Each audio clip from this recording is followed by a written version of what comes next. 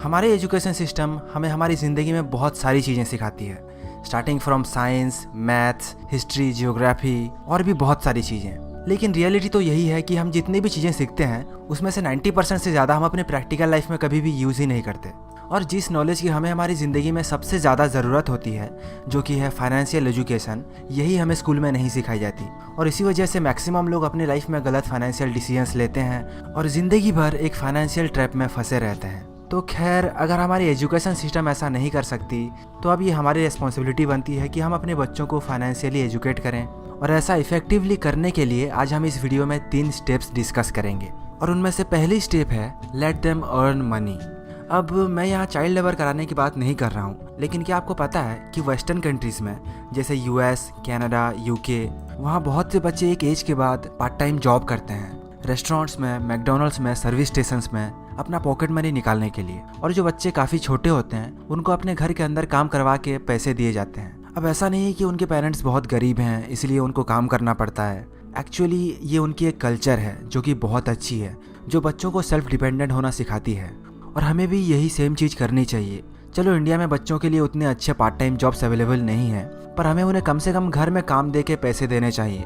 जैसे बेडरूम साफ करने के 20 रुपये, पानी भरने के 10 रुपये, बाइक या कार धोने के 20 रुपये, कुछ ऐसे, ना कि हर महीने बेवजह पॉकेट मनी देने के।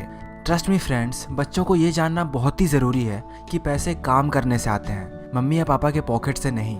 इसके बाद आती है step number 2, let them make mistakes with their money.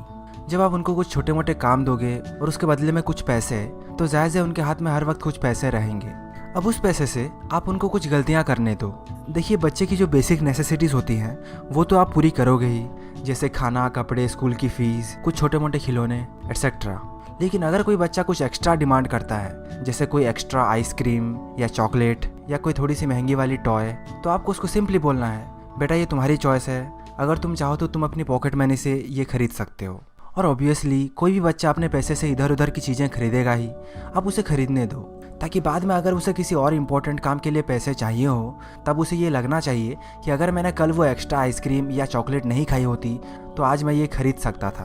और उस वक्त अगर वो आपसे और पैसे मांगे तो आपको उसको सिंपली ये समझाना है कि बेटा पैसा एक बार हाथ से चल दिया तो चल दिया, वापस नहीं आता। हाँ, कुछ बच्चे थोड़े से रोएंगे, चिल्लाएंगे, पर बचपन में थोड़ा सा रोना बड़े होकर स्ट्रगल करने से काफ़ी अच्छा है। मैं बहुत से बड़े लोगों को देखता हूँ जो काफ़ी बड़े बड़े मिस्टेक्स करते हैं, जैसे कॉलेज स्टूडेंट्स पैसे सेव करके आईफोन खरीदते हैं, और जिनकी नई नई जॉब लगी होती है वो एक महंगी सी कार ले लेते हैं। और ऐसे डिसीजंस के लिए उन्हें बाद में अपनी लाइफ में बहुत हेवीली स्ट्रगल करना पड़ता है। अगर इन्होंने बचपन में ऐसी छोटी मोटी गलतियाँ की होती तो शायद ये बड़े होने के बाद ऐसे डिसीजंस नहीं लेते। So friends, let the kids make mistakes with their money.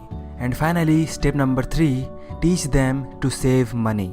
आपको बच्चों को ये बताना है कि पैसे मिलने के बाद सेविंग सबसे पहले की जाती है, ना कि सारे खर्चे करने के बाद जो पैसे बचते हैं उसे सेव किया जाता है। अगर उनकी ये आदत बचपन से बनेगी तो वो बड़े होकर बहुत अच्छे स्मार्ट डिसीजंस ले सकेंगे कि कितनी उनकी कमाई है, कितने उन्हें सेव करने चाहिए और कितने उन्हें खर्च करने चाहिए। याद रखिए, बच्चों में सेविंग की आदत होना ज़रूरी है, वो कितने पैसे सेव करते हैं वो ज़रूरी नहीं है। और ये आदत बच्चों की तभी बन जानी चाहिए जब आप उनके पीछे खड़े हो उनको सपोर्ट करने के लिए। वरना आजकल के बच्चे जब बड़े होते हैं तब वो अपना खुद का पैसा तो खाते ही हैं और उसके साथ साथ अपने पेरेंट्स का पेंशन और रिटायरमेंट फंड भी खा जाते हैं। आई एम श्योर आपको ऐसे बहुत सारे एग्जाम्पल्स अपने आसपास सोसाइटी में देखने को मिल जाते होंगे। So friends, habit of saving is very very important. तो ये हैं वो 3 टिप्स जिससे हम हमारी फ्यूचर जनरेशन को काफ़ी अच्छे से फाइनेंशियली ट्रेन कर सकते हैं, जिससे वो अपनी लाइफ में अच्छे स्मार्ट डिसीजंस ले सकें, जिससे उनका भी फ़ायदा होगा और हमारा भी। सो फ्रेंड्स, वीडियो पसंद आई हो तो लाइक कीजिए, शेयर कीजिए और हमारे साथ जुड़े रहने के लिए इस चैनल को सब्सक्राइब करके उसके पास वाले बेल आइकन पर क्लिक कीजिए। इससे आपको हमारी सारी नई वीडियोज़ का नोटिफिकेशन मिलेगा। So that's all, thanks for watching and have a really nice day.